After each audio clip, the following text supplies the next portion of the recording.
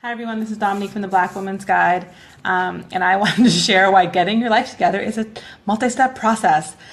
So one of the things I've been doing the last couple days in my really messy, I don't know if you can even see it, notebook here with a lot of dribble drabble and such, is I've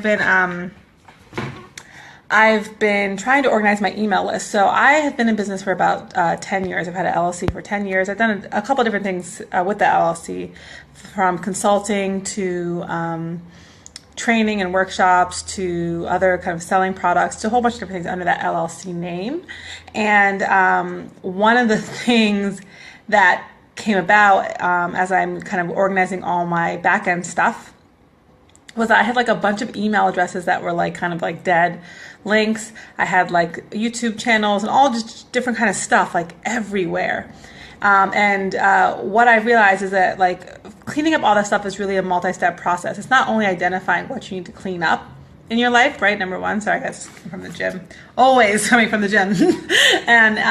But not only is it like just organizing what you have to address, the second thing is actually like learning how to address that thing. And then the third is actually like doing that thing, right? Because for me, for example, I had to like merge a bunch of my email accounts.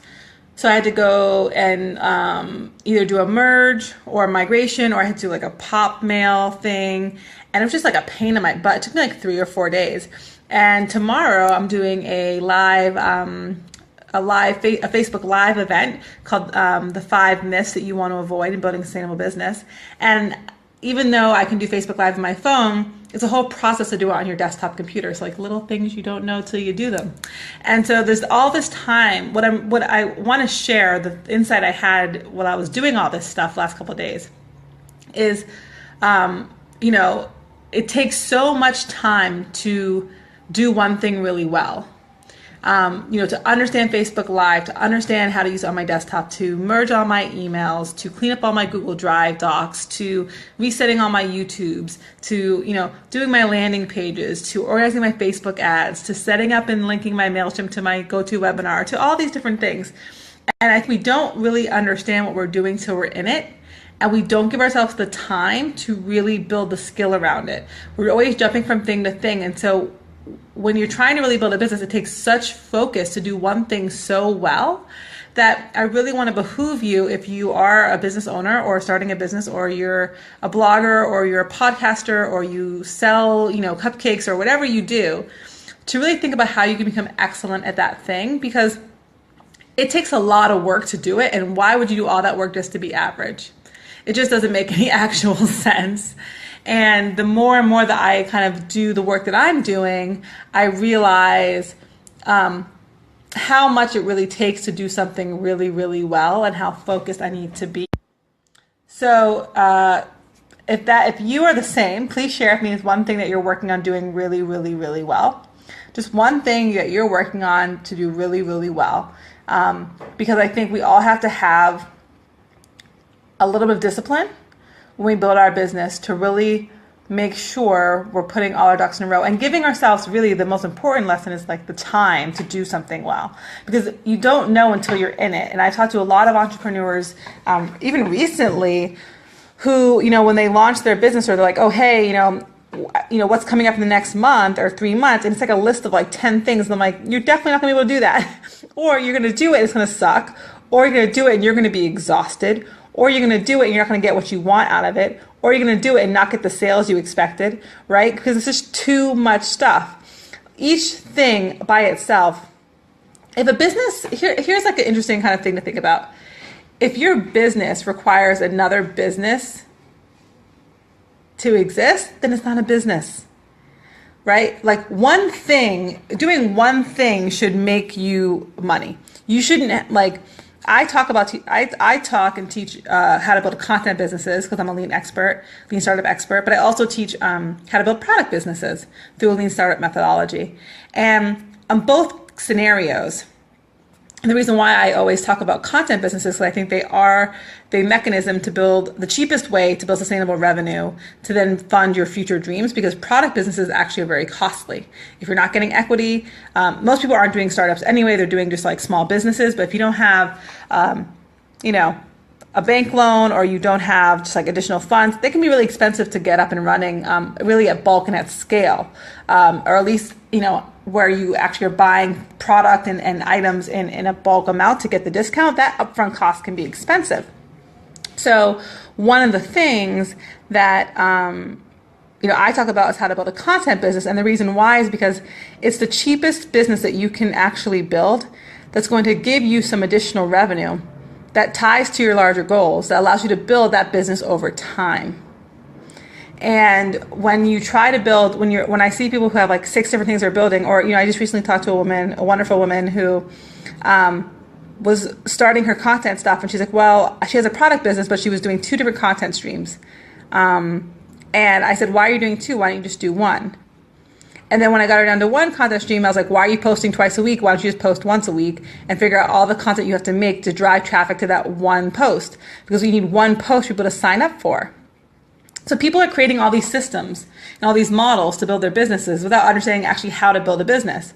Because she just thought she had to have all this traction. She thought she had to be on these platforms. She thought she had to post multiple times, when in actuality it's just not true, right? You have to know what the model you're trying to build. A lot of times we don't know the model we're trying to build. And so we end up spinning our wheels and doing a bunch of different stuff. And that's why I'm saying doing one thing really well takes a lot of time, because when you start to realize what you don't know, you realize how much time it takes to learn that thing. It's going to take me, for example, today, probably an hour to set up Facebook Live on my desktop computer, on my MacBook. An hour. Not to mention prepping for the actual workshop and planning for it, right? Like, so if I had any other plans today, that hour was an hour I didn't expect, right? When my merging or my migration didn't work and I had to call Google, that's an extra hour I didn't expect. So you really have to give yourself wiggle room and space. So I'd say for every hour of planning on your calendar that you put down, add an extra half an hour. I mean, really, I'd say add an extra hour, but add an extra half an hour to that thing, because that's going to give you the space to still succeed without the stress. I'll say that again. It's going to give you the space to succeed without the stress. So the more you can give yourself the time to do the things and to give yourself time, lets you absorb the mistakes, lets you absorb the unknown into your schedule without making your whole day go to shit. That's what it does. So give yourself time. If your list, I can make a list all day. Like, everyone can make a list.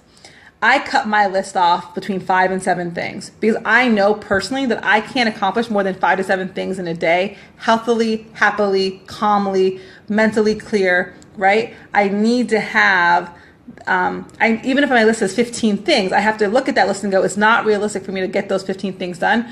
What actually can I commit to today? And I always keep it between 5 and 7 things, for different reasons, depending on what they are. But sometimes I might go to 9 if it's a really busy, long day. But I know if I pick 9 things, I'm going to have a long day. I'm going to be working from 10 a.m. until 9 p.m. I know that in advance, right? So it's really important for you to give yourself time. So that's my kind of just want to share my day in the life today. So that's what I'm doing. That's what I'm working on.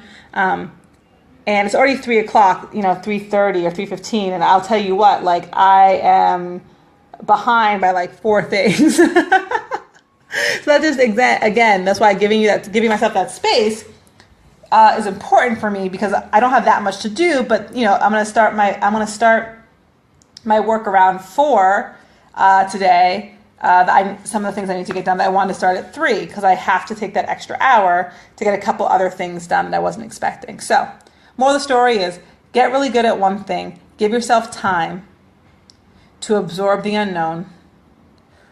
Focus, get clear, get confident, and feel good. And do the thing you love. So hope to see you soon. Tomorrow we have I should do a promo thing. Tomorrow we have a live Facebook at 1 o'clock EST. The invitation for the event is on my Facebook page and also on the Facebook group Black Women's Guide to Business. And it is the 5 myths to avoid when building a business. And I actually go through each one. I actually also talk through techniques and strategies on how to address and solve each one. So it's not just me talking, but I also do a little bit of actual training and teaching in this one as well. So look forward to seeing you tomorrow. Feel free to add your name so you can I'll send out an update through the event right before I go live, just as a reminder. So definitely sign up for that, and I will see you tomorrow. Okay, bye.